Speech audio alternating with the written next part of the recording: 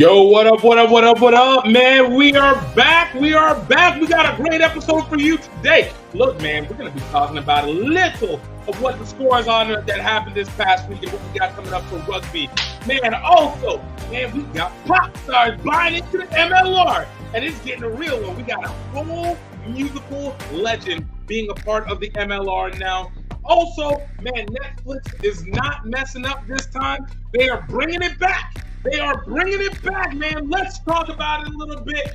Full contact, baby. Full contact. And lastly, y'all, we got World Rugby coming in with another plan to try and change and improve the entertainment of rugby. Oh, we got a lot to talk about on that one, man. But before we get into that, let's get into the real one. Let's take this intro. Ladies and gentlemen, welcome. You are now tuned in to the greatest of all time, the greatest of all time. Welcome to the Rugby Swag Show. Welcome.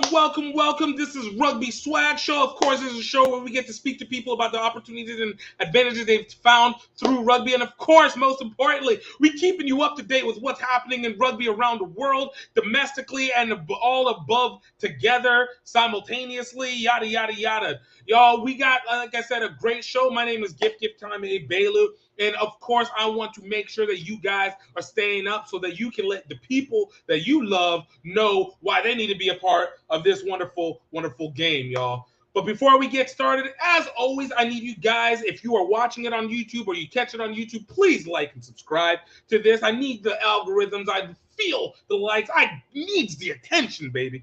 I needs the attention. But, that much more, and let's the algorithm do what it needs to do so that we can continue to build up and spread out and really change what this game is all about. On top of that, please, if you guys can, hit that notification, of course.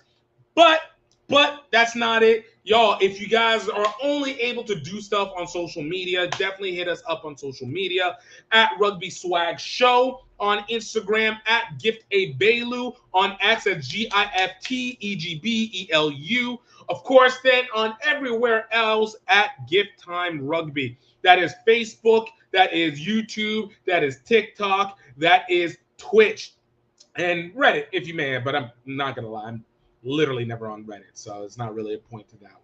But of course, again, we're always here with the layers. It's not the only way that we go about this. If you guys are able to share these podcasts out, man, that means the absolute most. Hit us up on Spotify, hit us up Apple Podcasts. You can find us there. Absolutely. If you want to get unconventional with it, definitely hit up Amazon Music and iHeartMedia as well. Hold on one second. My mic don't want to do what it's supposed to do right now.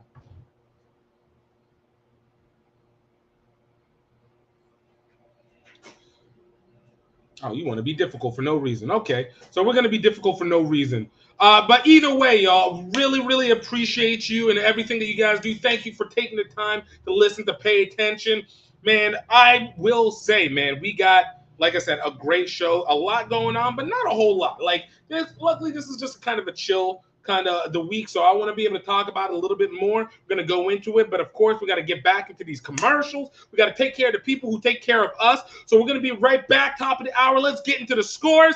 We will hang tight. We'll be right back with it. I'm going to let you get back to the show in a moment, but I want to talk to you about our sponsors, Health Enhanced Foods, the best specialty flours in the business. What does that mean for you? That is the flours that allow you to be able to get the nutritious need from your bread make. That's muffins, bread, croissants, whatever, pancakes and muffins. It will give you the opportunity to be able to get the best while still being able to eat like you wanted to. We have various amounts of products available for those who have special dietary needs to those who are looking for a special health outcome. And of course, because they're part of the Rugby Swag Show, we want to let you know that you got a chance to go to healthenhancedfoods.com and use code Rugby Swag to be able to get 20% off your first order. Y'all, this is something that you're going to need. You got to build up, have your energy at the best, be the maximum. It's 2024. Let's do the best. But now I want you guys to get into it. Let's get back to the show. Man, let's get into it, man. We got scores up, scores up. You know what? I don't want to do this without some scores music. So let's hit some scores music while we're at it right now. So let's go look in the MLR because we got to keep it our domestic, baby. Of course, if you're overseas or from everywhere else, like Brazil, you understand, you get it. All right, number one, let's take a look at these scores. We have Dallas Jackals absolutely murdering the Anthem 68-28 last week. We had Los Angeles taking out San Diego, losing to San Diego 19-18 on the road. We had Utah Warriors versus Seattle Seahawks. Seahawks struggling for the win, 23-14. Houston SaberCats take to the Miami Sharks at home. Miami Sharks really trying to find their way, winning 30-19. SaberCats with the Miami Sharks. We got DC Old Glory, Chicago Hounds, and a good old-fashioned weather system. I mean, a draw going 22-22. And then lastly, of course, we have New England Free Jacks over Precious Nola Gold, winning at home 47-21 in a close nail-biter one, which I really feel like, again, I'm hyping Nola Gold. They're much better than they have been the last 6 years. And one game that we want to also talk on is the fact that we're seeing start to rise, as well as we do consider that two real main bets to be able to win the basketball bet is looking really, really tough. I don't think that there's anything that can be taken away from that one. But this is still anybody's game. We're still early in the season. So obviously it's 3 of like 20. So what are we going to do on that one? So let's look forward, because I don't want to hit these up by its moment. We look forward to these games. I'm not going to hit every single one of them, but I want to hit the ones that I think is most important. Number one, Seattle Seawolves, SaberCats on the road to Seattle. That is probably going to be the game of the week. Both of them, number 1 and number 2 in the standing, both of them absolutely are real gritty whenever it comes to their play. But right now, I want to honestly say that I think that the Houston SaberCats probably are playing a lot cleaner than Seattle Seawolves. Don't get me wrong, Seattle Seawolves are dangerous. They're fast. Their defense has been ridiculous. But I think Houston SaberCats are a smoother team, and we can for the last couple of years now, and I think they're starting to hit their peaks on that one. The other game that I think is really important that we need to go take a look at is also going to be Nola Gold versus Dallas Jackals. Now, if we had said that last year, we would have been laughing our butts off about how that is a game that nobody really should care about, because neither of these teams are doing anything.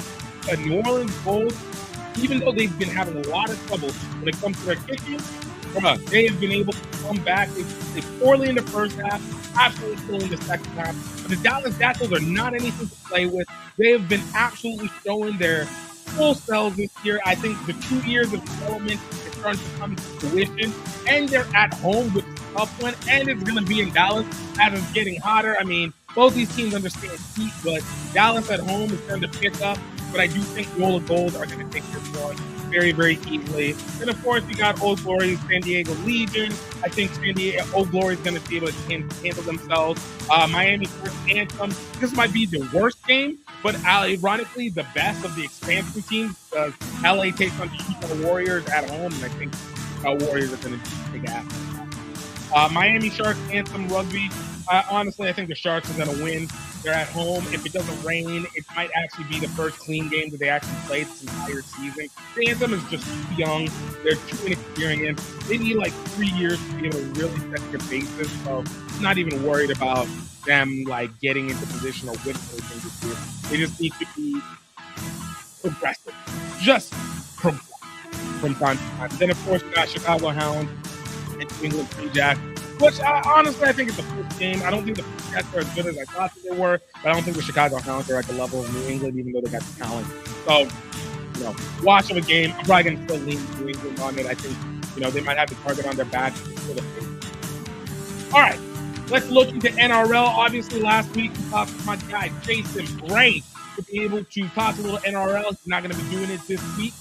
Scores from that week, we had the Broncos beating the Rabbits 28-18. We had the Sharks beating Bulldogs 25-6. Panthers beat down the Parramatta Eels 26-18. Raiders over West Tigers 32-12. Cowboys over Knights 21-20. Storm over Warriors 30-26, which is a big deal.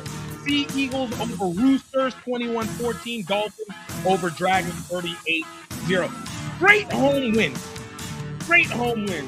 I'll be honest with you, that actually is a kind of a terrible week. Only week 2 of 27, but that's a terrible week. If no road teams were able to get a win, you feel that in your chest. So I feel for them on this one. Again, it's shout out. I don't think there's much to say when it comes to the NRL this week. Everybody basically did what they were supposed to do. Broncos, Rabbitohs, it was Broncos are the defensive running up, so they're going to pick up. But that being said, I think this week is not as much interest, but next week is going to be massive. And so looking at the game, I'm going to be talking about a couple games that I think will really be to watch. Number one, first and foremost, Panthers versus Broncos is a repeat of last year's, which was really like July's championship game. Panthers won that championship game. Close one. Broncos, like my Jason said last week, a game that shall not be mentioned, but it will be. This is going to be a big one, especially for the Broncos. They need to be able to get on the roll. Panthers are middle of the road as well, but again, long season, and they're all descending upwards in their own way. Look at Broncos. Probably keep this one out. I think this is not going to be the week where we get this great home wins the entire time. I think the Broncos do it, especially as revenge for the game. Panthers are going to lose this one, but I don't think it affects it. The other one that I think is really actually interesting to also look at is the Parramatta Eels versus the Sea Eagles. Mainly Sea Eagles absolutely have been, they're doing it. 2-0 so far. Did in Vegas, did at home. And the Parramatta Eagles are going to be on the road, are going to be at home. Sea Eagles on the road. I think the Sea Eagles are simply a better team for what it looks. But Parramatta Eels are defending once again. We're seeing the percent. They already got they already got their win from their loss from last week. So it's a good one to get back from. And of course, they got their eye on it. Apparently, a rivalry team. I do think that Sea Eagles will win this one on the road. But it's going to be anybody's game from that one. And the rest of it, like, is Roosters, Rabbitohs. I think it's a solid game. I don't think it's necessarily interesting. Warriors, Raiders should be pretty interesting. I just don't know that much about it. West Tigers versus Sharks. Bulldogs versus Titans. Bulldogs at home. And Knights versus Storm. Storm are on the road. I think this is actually going to be really advantageous for the Storm. They should be able to clean up on that. All right. Going to Super Rugby. All right. Last week, man, no one would have ever thought that. If you would have said 3 years ago, man, the Crusaders would have been on a 5-game losing streak, basically. No one would believe it. The Crusaders in New Zealand have been the best team, but they lose again, 10-15 to the Hurricanes at home. That's a big one. At home. Massive. All right, you got Rebels versus Reds. Rebels lose 26-53, predicted last week by Jason. Absolute wash. Reds doing exactly what they do. Of course, lose at home to the Moana Pacifica, 22-14. Shout out to the Tongues, holding down the fort and not letting themselves be considered the worst team in the league right now. Brumbies defeat the Highlanders on the road, 27-21. Other New Zealand team falling to Australian team. Big shout out to Australia. That's whenever your union is altering so hard, still getting the wins when it matters. Chiefs beat the Fijian Drua, protecting their house. Chiefs from New Zealand, 46-29. I really was hoping the Fijian Drua were going to keep it closer than that, but they didn't. It's okay. The Fijian Drua are going to always be up and down. Again, I think next week is going to be a better showing for them. And then Waratahs fall to the Blues on the flip side of the Highlanders and Brumbies, falling 12-10 at home. And you can't lose at your house, but I'm also glad that this is not, once again, a watch of road teams absolutely pulling it, because it really was looking like that for a minute there. But again, good game. Again, the Blues are are one of the best teams for rugby right now. Like they're doing what they're supposed to do. Like again, everyone did basically what they're supposed to do, except for the Crusaders, who are just sucking. They're just sucking. And this next week is not going to be any better. So let's look into it real quick. Like I said, the game I want to look, Crusaders lose. Blues are the best team. Absolutely murdering it. Crusaders are going to have another loss. I don't see them winning for a minimum of 2 more weeks, including this upcoming one. A minimum of 2 more weeks. They're going to get themselves together because your playoff hopes are quickly diminishing. Other games to look at, Chiefs Islanders, another great matchup. So I think the Chiefs are going to have the advantage on this one and be able to really go out. There's not too much I want to say on that one. The game that I have the most interest on is Team Jua versus the Waratahs. Waratahs are again, solid team. Even though we saw that they lost last week against the Blues, it was against the Blues. The big thing with the Verdine White is that they are in Fiji. Man, I talked about this on the Rugby Odds, on Rugby Wrap-Up. But, man, the Verdine White are a team that needs the power of their people to be able to really accelerate. The Verdine White are so deadly at home, and I expect them to absolutely crush this Waratahs team that's going to be traveling. Like, this is a real one. Like, oh, my God, I am hyped. This is one that I am going to look forward to watch Friday morning because, not about 12 hours late on this one.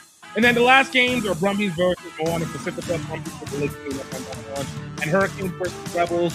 Rebels struggling, but the Hurricanes, I think, glad to end up getting the win. Not really much to say in that one, to my knowledge, but it's all good.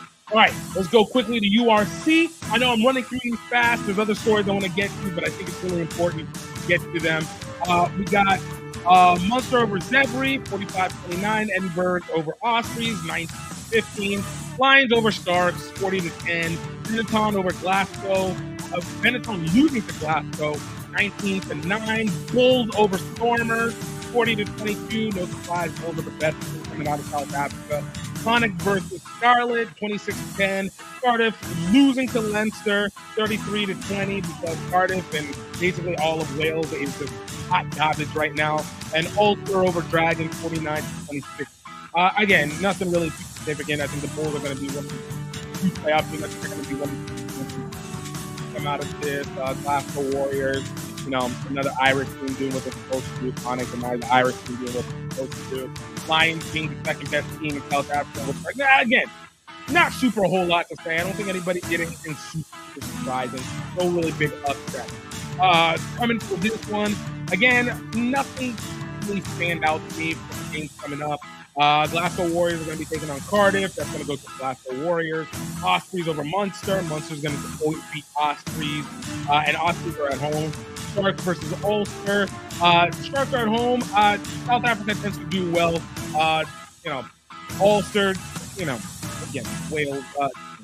Wales? I don't know. Anyways, whoever comes to South Africa tends to lose when they come out from Europe. So I'm giving that to Scarlet versus Benetton. Benetton,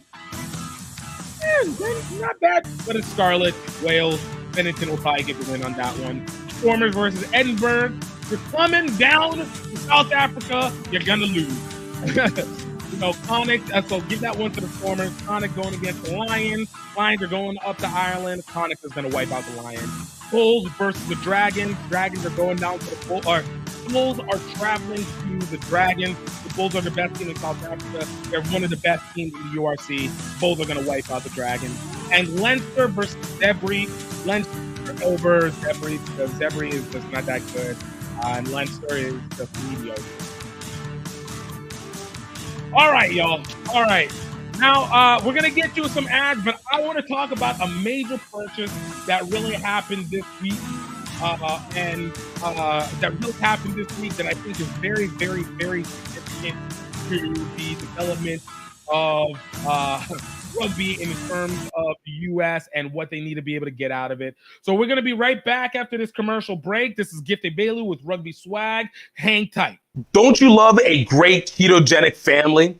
My name is Gifted Bailu. I'm here with Health Enhanced Food. I wanted to talk to you about one of our top baking mixes, and that is our ketogenic baking mixes.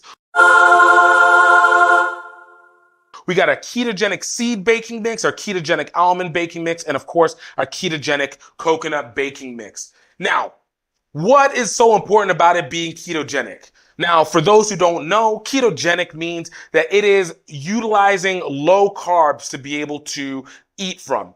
The point of it is so that your body will naturally activate burning from your fat and be able to sustain off your proteins rather than feeding your body carbohydrates and your body simply burning that and you just don't lose weight.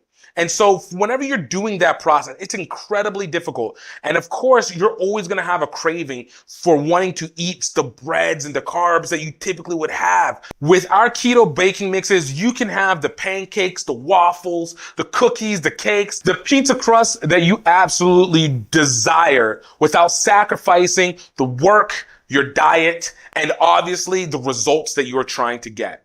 All our ketogenic baking mixes are gluten-free, grain-free, plant-based, and absolutely loaded with natural vitamins and minerals. We want to make sure that they are low net carb, they have no added sugar, they are protein rich, they have good healthy fats, but even more importantly, they have a low glycemic level. So for those who are diabetic and you're also still trying to find something, we have the baking mixes that are for you. And I'm sure you're wondering, why make 3 versions of them if they all are basically doing the same thing? Well, we wanted to make sure, as always, that we are trying to specialize to your dietary need. So with our ketogenic coconut, we wanted to give you a version that allows you to have a sweeter bread without sacrificing your diet.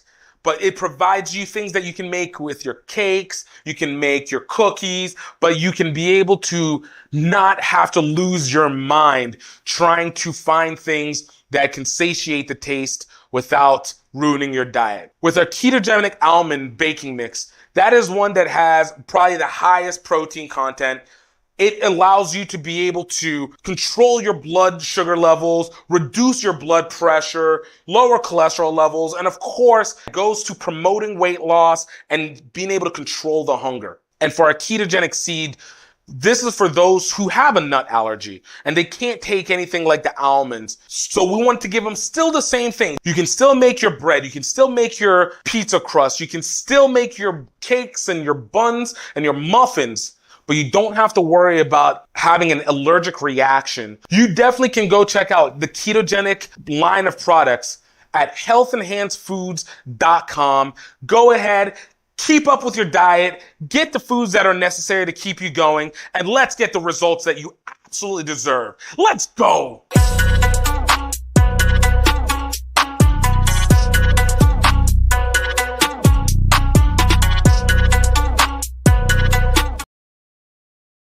Yo, all right. We are back, man.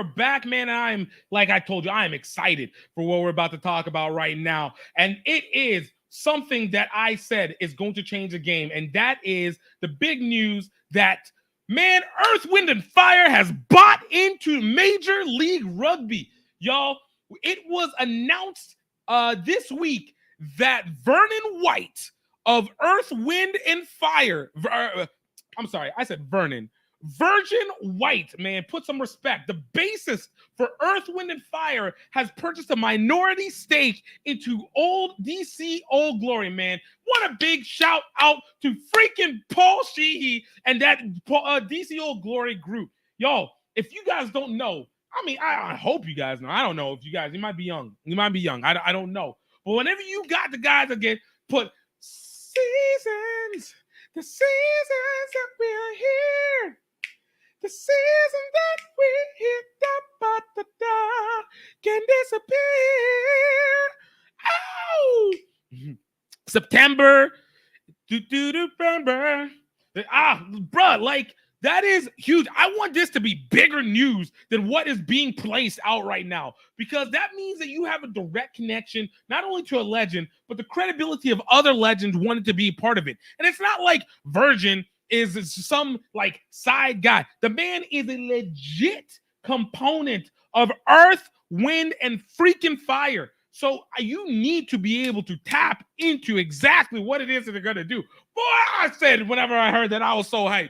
And it looks like apparently, his interest for it was very interesting. He said he talked to his good buddy, Paxton Baker, who involved him in sports for quite some time, because he's also, if you guys don't know, a minority owner in the Washington Nationals as well, too. And Baker, his friend, owns a stake of the Washington Nationals and Old Glory too. So obviously, bring his friend to where they go. No gatekeeping. No gatekeeping.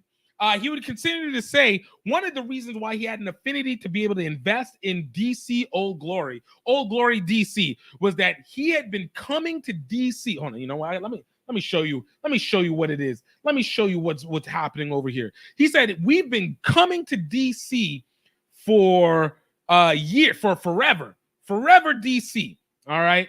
And that man said,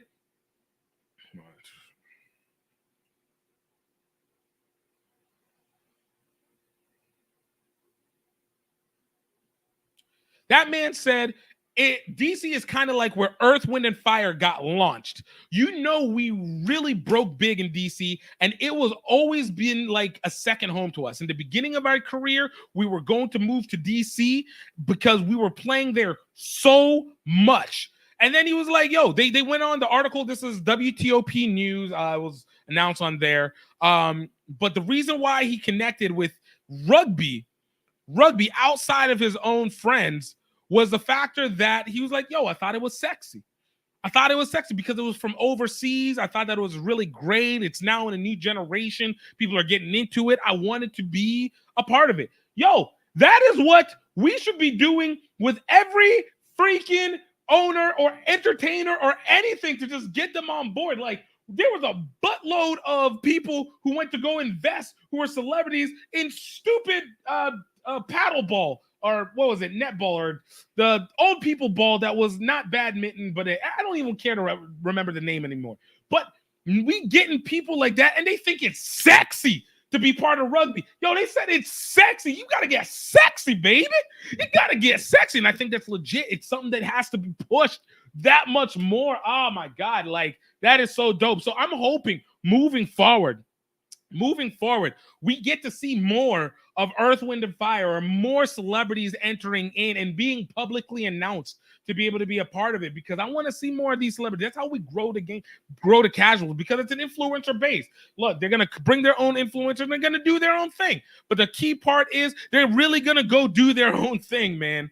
And that, oh, man, let's go. Let's go, man. Let me know what you guys think in the comments. My boy Benji out here trying to be a hater, saying, drugs are bad. Going through Instagram, obviously, you guys can hit us in the comments through where you are. I can't actually connect it over from Instagram, unfortunately, but from everywhere else, YouTube, Facebook, Twitch, not Twitch, Twitch, absolutely hit it in the comments if you guys get a chance. But yo, man, let me know what you guys think about this, because I think this is one of the dopest things that could absolutely happen in rugby in the USA. Like, it's an absolute necessity for all things. So, all right, y'all. I want to move on to the next subject. I was going to take the commercial, but you know what? I gave you guys a super long one already. So let's get into the biggest next thing, which is, man, shoot. Six Nations Full Contact is coming back, y'all. Six Nations Full Contact is coming back, y'all, and I am absolutely here for that. I was really, really worried. I was worried that that World Rugby was going to do something stupid and try and not find a way to get Netflix to do this, because it's a show that had a lot of potential. I think it had so much potential. Now, I know a lot of people you guys saw my review, but I'm going to say it again. I really enjoyed Six Nations. Don't get me wrong. It's about 5 years late. It really should have been slightly, maybe a little bit more updated version, and it felt like it was a copy of something before. But you know what?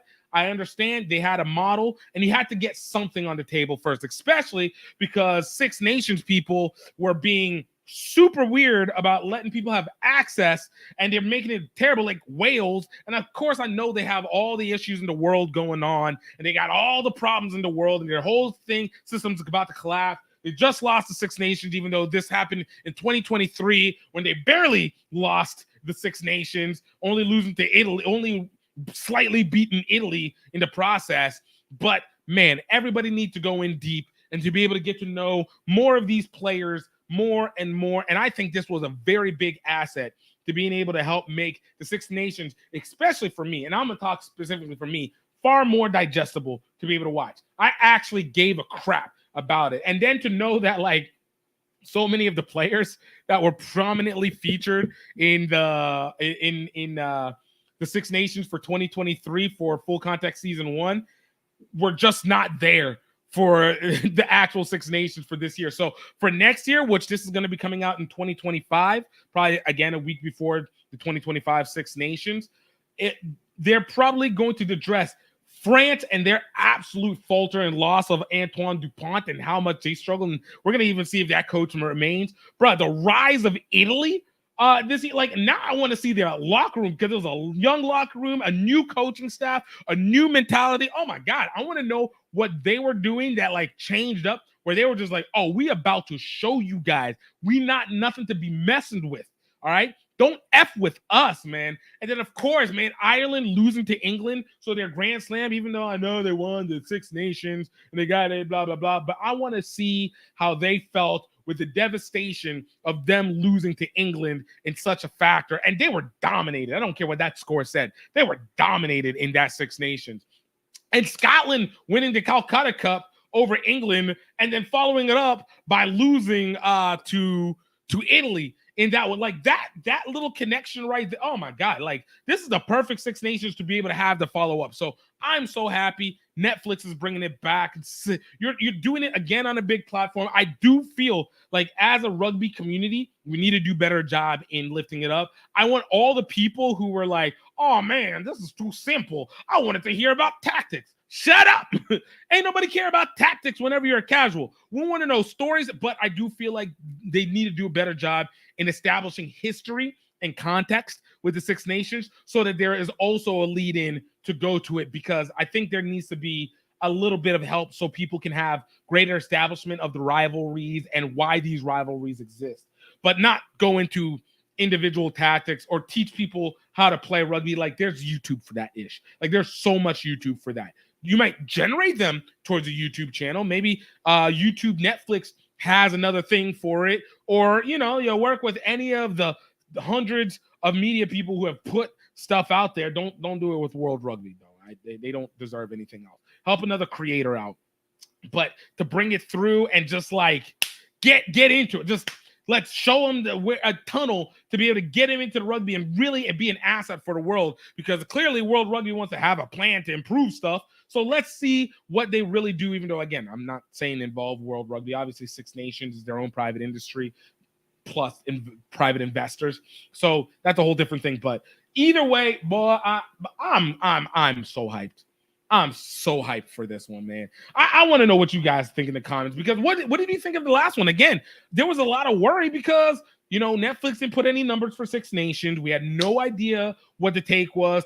On Twitter, I got a lot of mixed reactions, in private conversations, for people who were Six Nations aficionados. I think they were like, this one isn't for me because I know all the people. And then I didn't really hear that much from people who were not a part of, rugby. Like, I heard from some rugby people here and there, but I really wanted to hear from people who would have been casuals, or spouses of it, or friends of rugby people. So I really wanted to do it. Now, don't get me wrong, I'm also at fault because my own wife didn't watch it, but I also watched it before she did, because obviously I wanted to review it for the show, and she's not that big a fan of rugby at all, but could have helped a little bit. So I think for me, I got to do better, and I do better, maybe be a little bit more. But again, if you watch with your spouse, I don't know about you, but nobody likes to wait.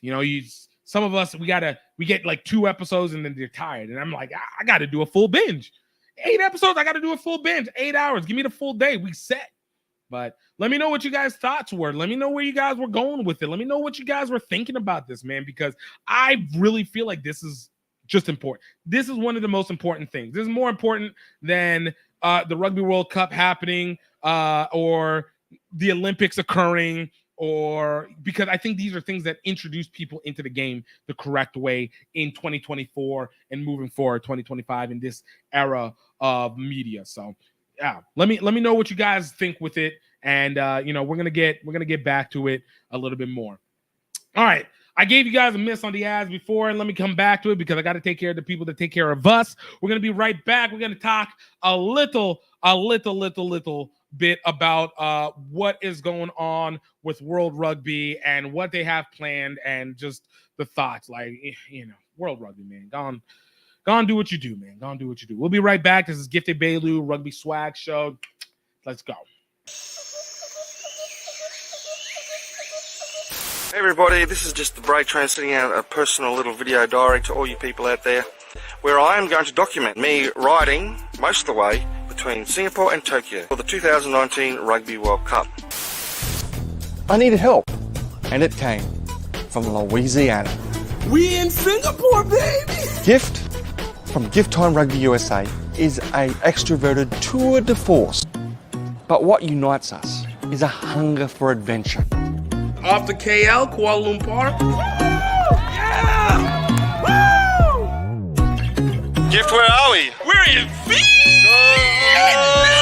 Morning, Vietnam! Mount Fuji, baby! Our love of Asian rugby culture. 1, 2, 3, center!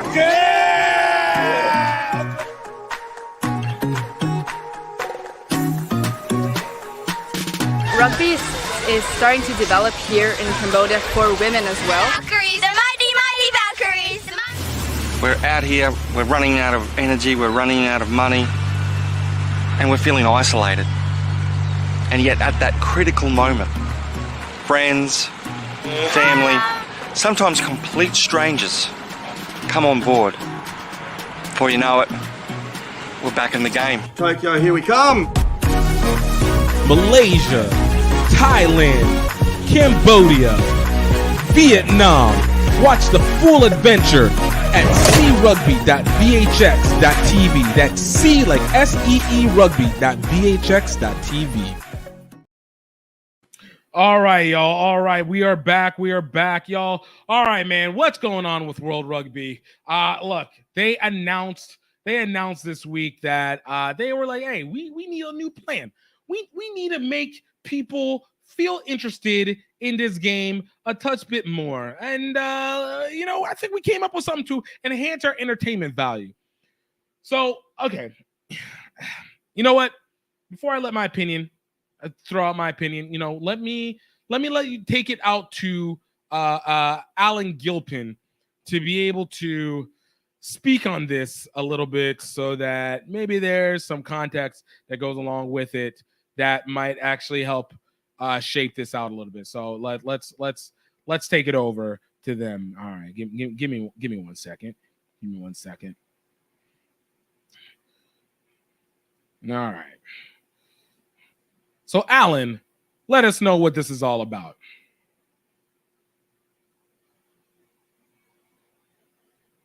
Shape of the Game 4 has become a really important moment for our sport and really is all about how do we make rugby better. And when we say better, we mean how do we make the game safer for those who are playing it and better for those who are watching it. And it's our chance now to bring together all of the important stakeholders in the game, whether that's match officials, players, coaches, people involved in the medical and player welfare side of the game, along with media interests and broadcasters. So a really wide range of interests, all channeled towards making the game better. What are the major outcomes of this forum? Major outcomes this year really have all been looked at through the lens of the fan. And how do we make sure we've got a game that fans want to watch, want to enjoy, and again, ultimately make the sport better? So a lot of that comes down to speeding the game up. So the fan lens really important this year.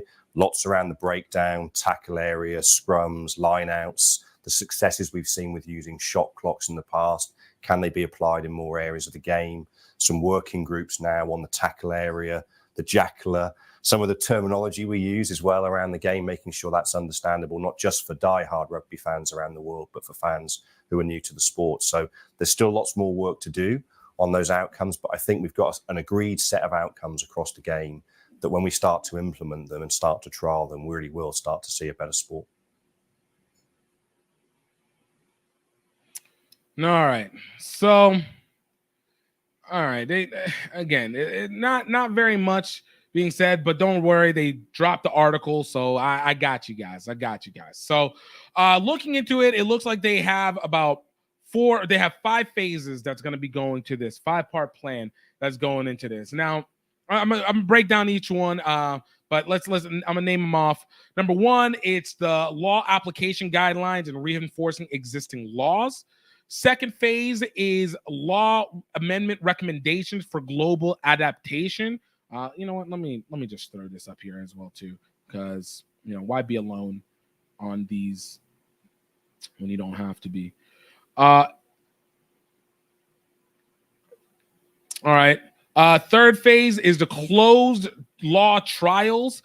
Fourth phase is the specialist work groups. This involves on and off field sanctions, tackle ruck breakdowns, television match officials, protocol replacements, the fan experience, and tackle height. And then the 5th phase is examining the impact of specific aspects of the game in new rugby labs. So let's kind of start off with number 1, because I looked through this and I was not impressed. And again, okay, I'm really trying to work hard not to be overly critical of World Rugby because of the fact that I know there's a lot of difficulty. You're trying to do a lot of quick pulling together of things into place, but like, my goodness, like sometimes it's just you're looking at the wrong thing. Sometimes you're just looking at the wrong thing. So, all right, so let's go into it. First and foremost, law application guideline reinforcing existing laws. All right, starting on March 19th, there will be an exception of strict applications of current laws by referees globally. This means law 15.17, which is players will be expected to use the ball more quickly when the ball has been secured at the ruck breakdown. Referees will be asked to use it earlier, which will begin the 5-second countdown to play ball away. Law 1910, hookers will be expected to maintain a full break foot to aid scrum stability, safety during the engagement sequence. Any adjustment must be maintained, the act of the break. And Law 6.29, which is the strict reinforcement of the 2022 law trial relating to water carriers entering to the field of play. All right. First and foremost, the first one, 15.17. I'm actually here for it. We're about speeding up the game and trying to get things moving. It sucks for the scrum halves, especially in the fly halves who are trying to set up calls and whatnot. But especially in 15s, obviously, I think that's really big to make this go, make decision-making a lot faster. Here for it. It's going to make it a more forwards game, in my opinion, because it's going to be the closer action and then trying to bounce it out. But that being said, I'm not actually mad with this one in terms of a viewing experience. The hookers will be expected to maintain a full break foot. I don't fully actually know what the hell that means. We're going to have to ask somebody about that. I might be coming back on it. But it seems like it's just something is within the ruck and at least no lifting up. So you can't lift up your leg and try and grab it with both legs. So it's not like you have one foot and you're hooking it yourself. But literally sometimes the hookers will get lifted up and then for an easier access with their one leg to pull it in. So it seems like we're going to maintain it on the ground. And I feel like that one impacts more on the club and professional level than it does on the international level. But we'll go with it. And then the water carriers entering into it. I don't actually know what the 2022 law is, but I'm pretty sure you're going to have to, the time period between when they do it is going to be different. All right. Second phase is the law amendment recommendations for global adoption. This is a package of law amendments will be considered by the World Rugby Council on May 9th, aimed to enhance game continuity. The recommended adjustments is the Law 10 in relation to players being put onside when there's kicks in open play as per the current Super Rugby Pacific trial, which aims to reduce kick tennis, I'm actually here for that. F all this running back and forth and jumping it like, yo, just, I hope they, but I do wonder what the adjustment will be. Number 2 of that is removal of the scrum option from a free kick at scrum, reducing dead time. So free kick, either you're going to go for it or you're going to kick it, which sucks for strategically because the scrum also is a controlling play. I know it slows down the game. I don't know if I'm fully here for it, but I do like the idea that the action is a little bit more enhanced as a result of that. So, I mean, it can go in either way, but for me, I'm a big fan of still being able to utilize those scrums to be able to create control. And it really does set a whole different set piece of actions rather than just pick and go from that. And obviously with the free kick, you can take it into the touch line, but sometimes it's not where it goes, but I'm not against it totally. And outlawing the practice of the croc roll, reinforcing player welfare focus. I have no idea what the croc roll is. Hold on, let's look this up real quick. Croc roll is according to the sun.co.uk, the crocodile roll refers to a move in rugby union to remove an opponent standing over the ball. The player performs the move, will grab the opponent around the torso, use their body weight to roll them to the side. The name comes of oh, that's some BS. Nah, man, the croc roll is legit. Like, I get it. Like, okay, we want to push them over and do it. But, man, I love being able to throw a person over. But I do understand also, of one, it sets the line. Number 2, it's kind of like the hip placement. I think very equivalent in some ways, not exactly, to the hip tackle in football, though not as egregious, but I'm assuming this is to reduce the injuries. But I guess, pulling players forward and at least destabilizing them or coming in hard on the ruck, though, I hope there's not a lessening of being able to destabilize the ruck from point to point. So I feel like that's kind of an important factor of the game that we should be legitimately concerning about. Next on that list is the third phase, closed law trials. This is union and competition owners will be encouraged to implement the package of closed law trials, which can be adopted at domestic or cross-border level and aimed at enhancing game continuity. This includes expansion of the shot clock for scrums and lineouts and reducing kicking time. The ability to mark the ball inside the 22 line from a restart, promoting an attacking position option. The ball must be played after the maul has been stopped once, not twice. Protection of the 9 at the base of the scrum, ruck, and at the maul following successful trials in Major League Rugby in the U.S. and in elite and community competitions in New Zealand. And then lastly, play on for line out, not straight, if the throw is uncontested. That one I think is the biggest deal. That one is a great, actually, addition. I am in wholesome agreement with that. Play out on the line out if there's uncontested, because one of the most annoying things is whenever the hooker is thrown into the line out, the other team doesn't contest it, but the ref still calls an offsides on the ball being thrown in. And then you have to restart it all over again. So not only are you punished for still doing the work, you got to do it again. The other team has the advantage because you're slightly more tired than you were before. And it didn't really make a difference because they weren't going to go for it anyways. This one's going to really impact on sevens. I think so. But I actually am really here for that one. That speeds the game up. And let's get into continuity, because sticking to the touch line just gets old. And the lineouts just, they're not great. They're not great. The one that's really interesting to me is the ball must be played after the maul has been stopped once, not twice, which means that impacts the roll, the second phase of it. Drag, roll, go. So you're going to have to make sure that you're maintaining and holding.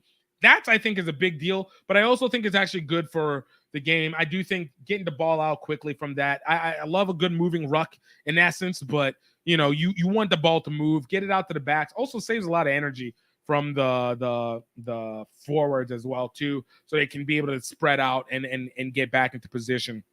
But at the goal line, I think it's going to be a big difference. That one could be very impactful. But I think, again, much more at the professional and subsequently at the club level than at the international level. The expansion of the shot clock for scrums and lineouts. I mean, again, I get it because you're setting plays. Getting people into position. I get it more for the line out than I do for the scrum, just because again, it's on the scrum half, and we already have to get the ball. Scrum halves already have to get the ball in fairly quickly. So I don't know if that really is going to make a big deal, but reducing kicking time, I think, is actually a good idea, especially on the which I think this is more forward, probably pointed at the conversion. So sitting for 30 seconds, 15 seconds on conversion does just eat play, and it's dismantling to it, and it's just like, let's go. I feel bad for the players because there's a process of the walk, the breathing, everything like that. But I get it for what they want from that one. In terms of protection of the 9 at the base of the scrum and the ruck, cool. Ability to mark the ball inside the 22 from a restart, promoting an attacking option. Again, cool. Advantageous. I don't know if that's going to be super heavy on a big deal, but I think it's, again, speeds up the game. Let's just get this thing started, especially. Like, just go. Fourth phase is specialist work groups, all right? Specialist working groups will be established to further explore aspects identified by the shape of the game form for further consideration. All right, now this implies on and off field sanctions, comprehensive review of sports disciplinary sanctions, sanctioning process with the objective of streamlining, increasing simplicity of the simplicity, consistency, and fan understanding. A key consideration will be the potential to combine stronger off-field sanctions for a foul play with a global red card trial, where a carded player is removed for a duration of the match, but may be replaced by another player after 20 minutes. That I think that's not a bad idea. I do believe like the red card needs to be a powerful indicator, and losing a player for the next upcoming match, I think, is a heavy fine. But I think it's good for a red card.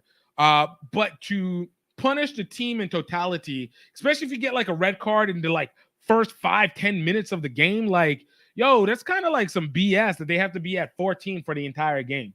Like, I get it's a team sport, but it's also an individual punishment. Like the yellow card, even though it's because it's shortened, I get the 14. The punishment is that, but a red card and out for the entire, that's nonsense. So I do like the 20-minute reduction that goes to it, as opposed to the duration of the time that player is off the field. But I also think it means that you have to make the red cards truly an egregious punishment and not incidental, which I think comes now into tackle ruck breakdown, which is a major review of safety and spectacle issues as they relate to the breakdown, such as the impacting of contesting the ball on the floor, jackal as opposed to an upright driving game.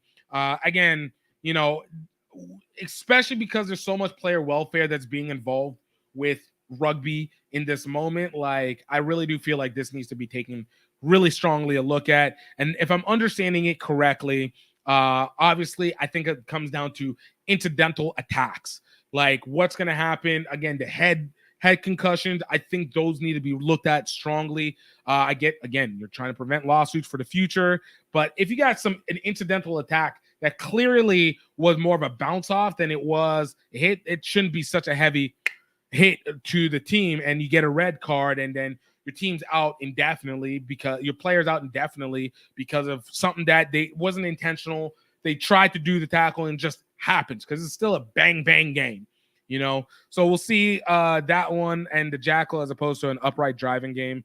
We'll see into that one. I'm again not totally sure what that is, but I don't care to look it up.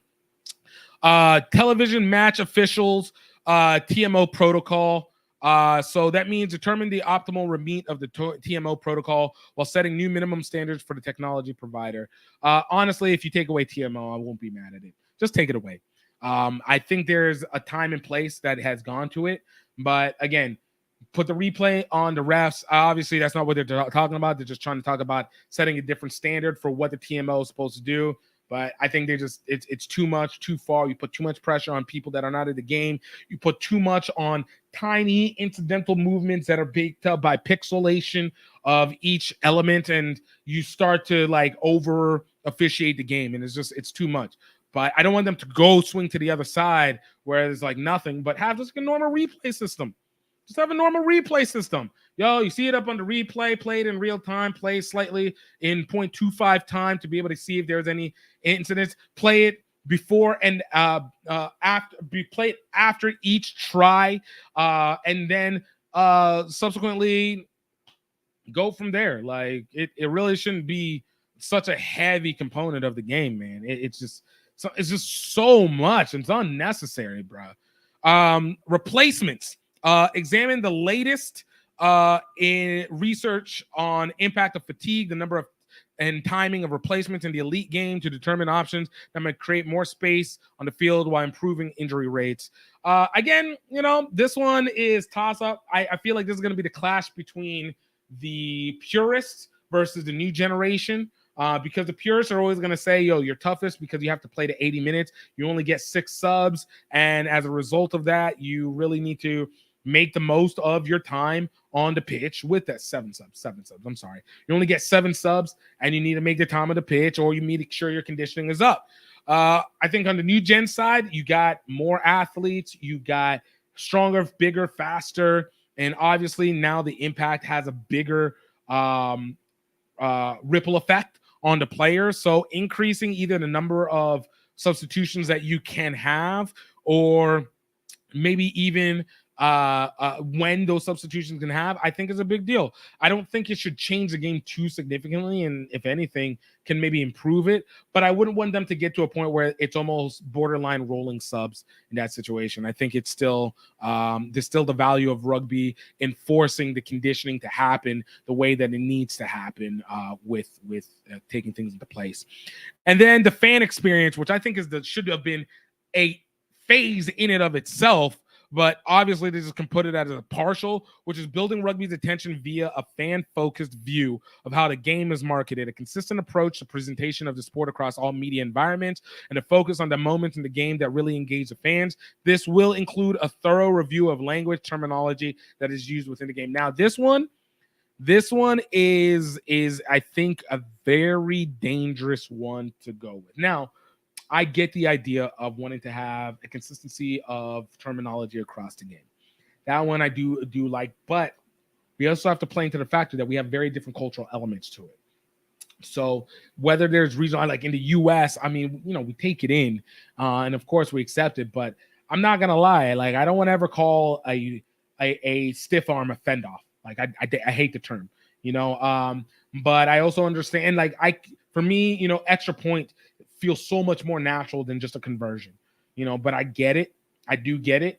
I will say whatever I want, especially from a media standpoint, but I'm sure they're probably talking about with their greater partners, since they don't pay me anything. So like they're talking about their bigger partners for the Rugby World Cup, or probably the broadcasters when it comes to the professional games. But that one I think helps like very minutely. I think the bigger one is a consistent approach to presentation of the sport across all media environments and focus on moments in the game that really engage the fans. That one, I like. They are not good at this part. All right, like they're obviously talking about taking clips and doing clips, which is specifically great for TikTok, which I see them testing and seeing their increase in engagement. They're talking about for Twitter and obviously their social media accounts, and being able to take those clips and making the most off of them, because those are the things that attract the games. Those are the things that other media outlets provide. But I think the bigger deal, which is what they should be, I hope that's what they're talking about, is how they allow the dissemination of that information. Because what we saw from the Rugby World Cup, really from the Rugby World Cup, was like World Rugby, like kiboshing the ability to really truly share their clips that are online. Like I get that they got their partners, but if your partners are TV partners, let them be for TV. Let them take their packages and they can do what they want for the TV. But when it comes online, that is a different game. That is a different element. And you need to be able to allow your distributions to be able to send. Obviously, watermark the ish. Watermark it. Do what you got to do. But don't prevent or what's the word? Don't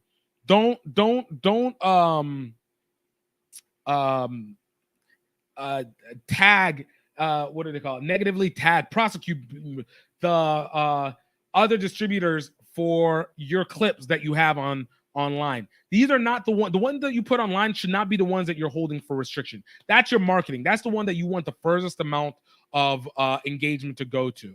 So I'm hoping that is where they're talking about in increasing the fan engagement and the media and how it presents. And then, of course, just, obviously the conversation on the game, which, again, they're not talking about, but I know a lot is probably going to go through Rugby Pass and, of course, their broadcast partners. And then lastly, within that element, you have tackle height, which I think is always big deal, is a deal, but I think we're starting to learn. Obviously you can't go up here. I think below the chest is a little bit iffy, but getting it right at the chest and then below, I think is fine. And it shouldn't be overly punished if people get up here, but obviously if you get into the neck and the head, hyper punish around the shoulders, obviously punishment, not with the red, but definitely with the yellow. It makes sense. I get that. And they're, especially for the elite side, whatever. And then lastly, they talk about examine the impact of specific aspects of the game in the new rugby law, which again, it means for them says new rugby labs, which enables World Rugby to test out new aspects of law in a controlled environment evaluated by data and player feedback will be utilized to examine the impact of aspects of the game that either have impact on speed or safety. These are likely to include scrum engagement sequences and tackle ruck area, which goes back to what we talked about over in bloody phase 2. Yeah, in phase 2. When they're talking about onside, or is it phase 1? I was talking about for phase 1, players will be expected to use the ball. No. Where the heck is it?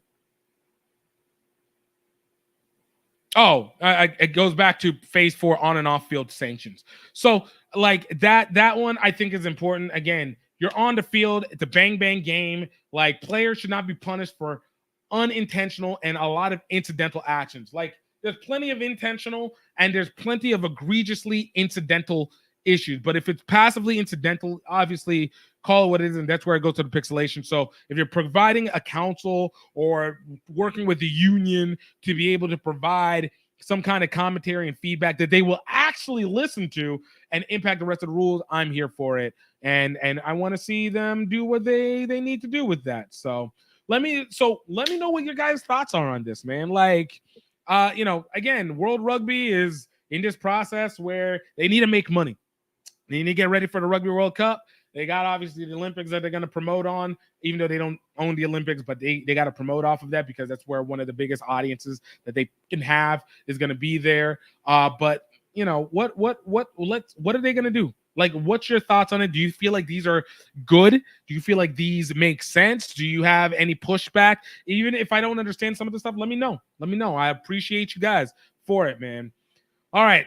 We got one last ad, then we're going to go and take a look at what we didn't do last week, which are the comments. I've been meaning to get to them, but y'all, this has been a great one. This is Gift Bailu, Rugby Swag. We're going to be right back. Yeah. My name is Gift Time Bailu with Health Enhanced Foods. I want to talk to you a little bit about one of my favorite products, buckwheat baking mix.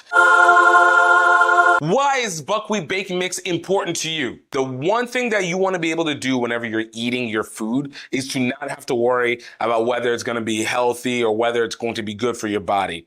When it comes with buckwheat, this is one of those few seeds that have a plethora of layers when it comes to what your health is. And within the buckwheat baking mix, it is great for those who want to be able to use it for pancakes, waffles, being able to make your bread, making homemade pasta. Like, absolutely spectacular for that. Now, it's not limited to those, but those are some of the best ways that we have found our customers being able to take care of it. On top of that, why is it so important? it gives you the protein energy that you absolutely need. And if you're an active person, I'm a very active person. I play rugby, I like to work out. This one feeds back the muscles, feeds back your body exactly what you need, and in a great way to be able to start off your day. It's rich in fiber. It is absolutely nutrient dense. And of course, it has the level of protein that you really are wanting to need whenever you want to make sure that your body is feeding well. This is absolutely the breakfast food for anybody who is really trying to make sure that their kids or themselves really kick off correctly. And it's absolutely easy to make. All you need to do is put a little bit of baking flour to give it rise, and it has everything else that you need for it. 20 minutes and you'll be done and filled up and ready to go on with the rest of your day.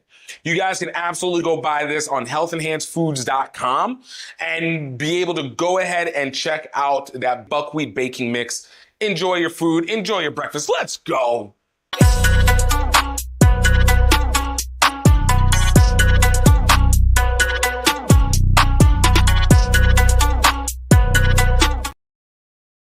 All right. Welcome back. Not going to go too much into the Africa games. The rugby started off this week on Tuesday, and we have a tough couple of games as a Nigerian. The Nigerian women, we had Steve Lewis last week, and Nigerian women, tough go so far. They've gone 0-2, lost to Ghana, and then subsequently lost to Madagascar. The loss to Ghana hurts me far and above more. You got... Ghana, come on, man. It's like the U.S. losing to Canada. Like you don't lose to little brother. All right, you don't lose to little brother. All right, but again, it's been going great. I think it's been spectacular play. Uganda has been legit this entire time, absolutely legit. But and they are definitely the ones that are the favorites to win this one. I think they're the favorites to win it all for both the men and the women. Absolutely killing it. So, man, I definitely suggest go checking it out. Tomorrow is the last day of the games, and then is the medal ceremony. So hopefully day 3 ends up being a little bit better for my Nigerian women. Let's go. But we'll talk about this more for next week than it is for this week and go from there. But this week, we're going to go into the comments. I love to be talking about the people that are in the comments.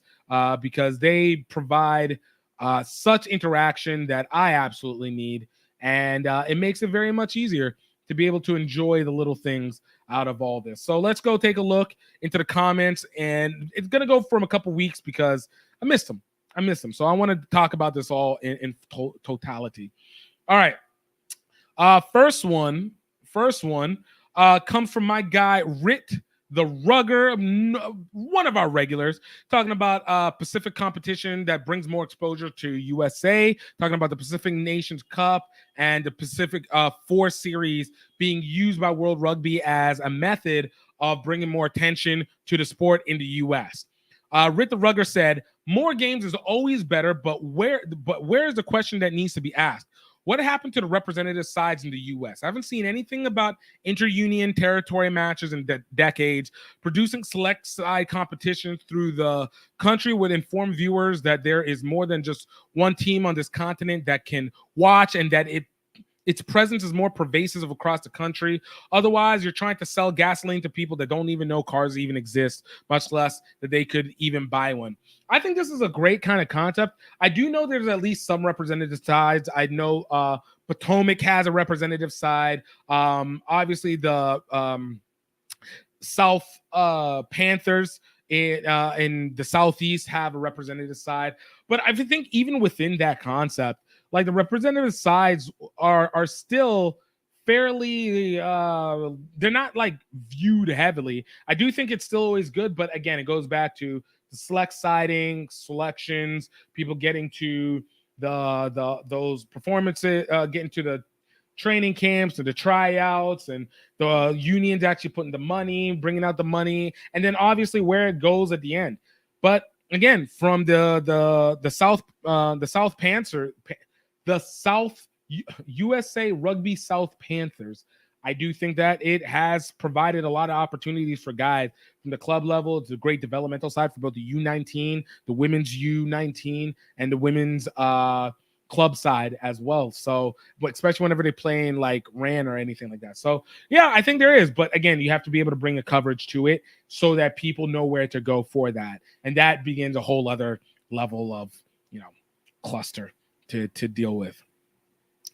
My boy Joe Ritchie, he talked about looking back at round 1 of MLR weekend. He asked, who is broadcasting MLR matches in the States or anywhere? I've gotten an occasional game carried on the Fubo streaming service, but don't recall what network had the match. And Fubo has gotten more expensive, so I may drop it anyways. I'm overseas, as you know, and I got almost all of my live rugby on Stan, the Australian streaming service. Stan does all Six Nations, Rugby Championship, Super Rugby, and a good bit of English Premiership. It recently added HSBC 7s, plus all 4 tennis Grand Slams. So it's good value, but it doesn't have URC, which I would like, and no interest in MLR. So to catch any of those, I'd apparently need to track down pirate YouTube feeds. So, Joe, I'm going to actually tell you, every game is on the Rugby Network. They're all on the Rugby Network, especially overseas, because we don't have a restriction, broadcaster restriction like they do domestically. So all the live games are available there, and you don't have to pay for Fubo. In fact, you should have never been paying for any games because all the Rugby Network games are free. Only ones that you have to pay for are the ones that are the Premiership games, and that goes under Rugby Plus, Rugby Network Plus. This isn't a promo, obviously. This is informing for anybody who doesn't know this. So just let my guy know. I don't want you guys spending money that you don't freaking need to spend. I'm gonna go with again. Joe also talked about the Pacific competition, same as Rick the Rugger. And he went, the U.S. and Canada have been in and out of the PNC in different years. But this year, this more intentional approach has some merit. Playing on the North American West Coast could work if they play late afternoons, early evenings to catch prime time on the East Coast. Your point about poor marketing is spot on, though. And absolutely, I do think that, those West Coast games need to be early, to be honest with you. I actually, because from West Coast to East Coast standard, it's actually far more difficult. Like, I think the Rugby RC LA had a difficulty with that because they had a late competition at like 9 o'clock, 10 o'clock at night for their first game, which meant all the games on the East Coast were 11 p.m., midnight, 1 a.m., something like that, which is terrible time for where a large portion of your countryside is. And on the other hand, I know from a Thailand perspective, it sucks because it adds like another almost 14 hours to it, so it's really difficult to do that. But I think the West Coast is a good place just out of obviously connection, but I do think the timing should be early afternoon to mid-afternoon so that the games kind of get caught by the early evening on the West Coast, and by the time it gets its wraparound. But they need to be able to market it. Like, there's no exposure if you're not gonna explain anything to the people about it. Like, as Rick the Rugger said, it's almost like putting gasoline and not telling people. It's almost like giving people gasoline without telling people that they have cars, what cars are. Like, you're not doing any due diligence. My guy Jason Bray on the review from the Las Vegas one, talking about the Broncos lost. The whole thing was an abject failure. Obviously, his ridiculous, psychopathic, unobjective view on the Broncos has diminished his view on things, but it's okay. Obviously, we bring him on, and we still love him nonetheless. How did the attendance compare to last year's MLR final? And if it's higher, how can the MLR copy the same strategies that the league did to boost attendance? It was significantly higher than the MLR's finals. I think it was almost somewhere around 10 times higher than it was for the MLR. Though I'm going to say this, and I think there comes a point where the international sides have a bigger fan base, especially overseas. So they travel really well, especially the Aussies. They travel a lot. So going to Vegas, which is also an easy destination spot, not that Chicago wasn't, but it was an easy destination spot. And it's the strategy. On top of that, they have more money in profit than the MLR does, while I would make the argument that the MLR has more wealthier owners.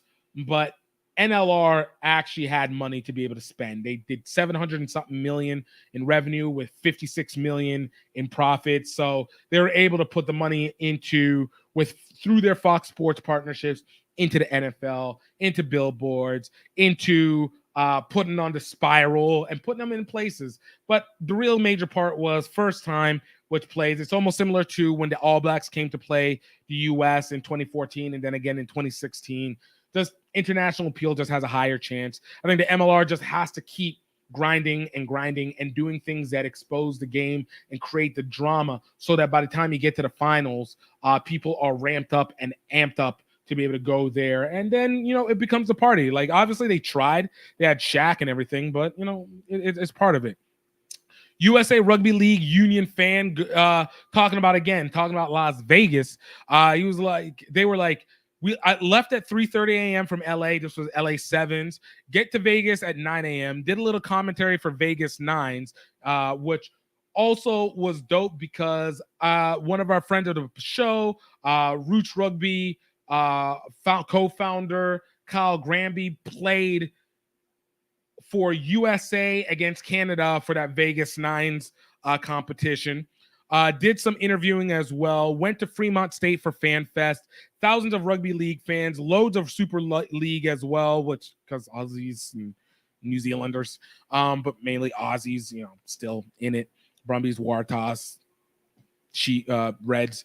On Friday, finished Vegas Nines. Went to USA versus Canada National. That's the one that Kyle played in. I'm sorry.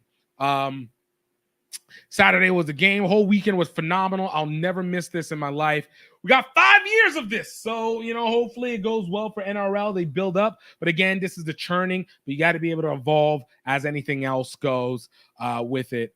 I'm going to skip over a couple of these. A lot of great compliments. Talking about the timing, the ratings for by Fabia Cooney 9378 talked about the ratings, and they were a smash, and a best TV record, which were about 800,000 in Australia for that game, even though it was particularly very low at 78,000, I think, at its max in the US. But again, slow and steady improvements over time. Also, Major Owl said kudos to having an open mind regarding Union and League. They are both great games and they all have their own context. I agree. Again, part of the process, learn bit by bit, disseminate biases, try not to oppress them down, and let's see it grow even, as it goes along. USA Rugby League Fan Union, good job, Gift, great episode. I appreciate you. Thank you so much. Let's get a little bit more recent in recent days. Okay. You know what? I like nice comments, so I'm gonna say nice comments, and I appreciate whenever nice comments come in. They always do, but again, always appreciate it. USA Rugby League Union fan. I got to get the combination. Said, I love you, Gift. I really appreciate all the MLR love. It seems like there's not enough MLR comment. I splurged and got VIP field side seats for Rugby Football Club LA. Sat on the field for the last game versus Houston. This was obviously 2 weeks ago. These seats are a steal. You're so close. Take a train down to San Diego, watching my boys in the first away game. We're going to get blasted yet. I'm so excited to see them play. The MLR season is about parity. It's been good. Early in the season, still anybody's game, but I think Houston, like I said earlier, Houston and Seattle, I think are the dark horses to take the West. LA is still growing, even though they got talent. And of course, on the East side, New England, and probably New England and DC might be in the top spot. It's hard to say. Everybody else is very, very mid-tier, other than obviously the Anthem, which are at the bottom.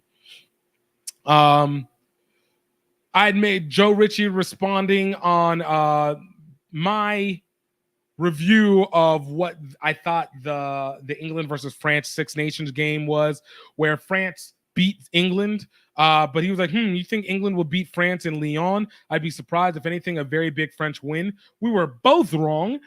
Joe Ritchie, my boy Joe.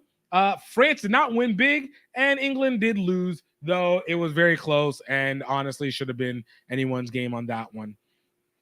Gonna scoot up a little bit. My guy Jason.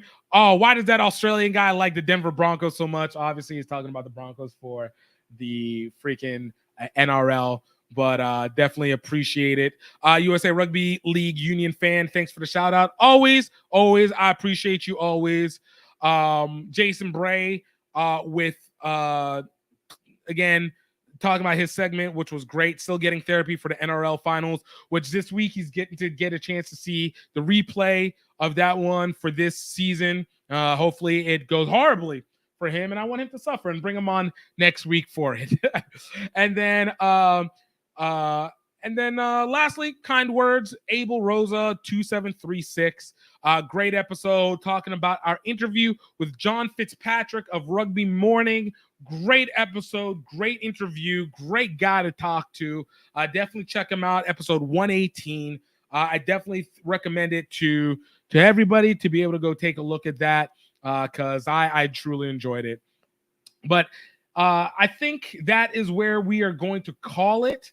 Y'all, I always say, I want to thank you for taking the time to be listen and pay attention to the show. Thank you for giving me the opportunity to talk with you and talk with you about rugby, the engagement, the commentary, the love. You guys have been great. I hope you guys definitely go check out some of our other episodes. Obviously, like I talked about right before, John Fitzpatrick of the Rugby Morning, we just had him on Monday. Prior to that, we had the freelance professional rugby player, Corey freaking Jones. Prior to that, we had obviously our great individual episodes, but we had oh goodness, we have so many people. We had DeMonte Noble, who's now playing in Australia. We had the legendary Roslyn Chow of Brown University. We've had Eddie Evans of Bangkok 10s tournament. Obviously, there's such a list to be able to go down with our great guests, including some of our Wendy Young, including some of our guest commentators that you can find on individual episodes on the Gift Time Rugby YouTube page, where we're informed. But man, it is so awesome to be able to have the access, to be able to talk, to be able to bring so much knowledge into the game. And like I said, I appreciate you all. Definitely please hit us up for next week. I'll obviously contact and continue to comment and engage, and I appreciate you fully. So in the meantime, though, I hope you know that you are happy. I hope that you know that you are healthy, and I hope that you know that I truly believe, and that you should believe that you are truly blessed and highly favored, regardless of what the situation is. You got this. Let's do it. I hope you have a great night. Cheers.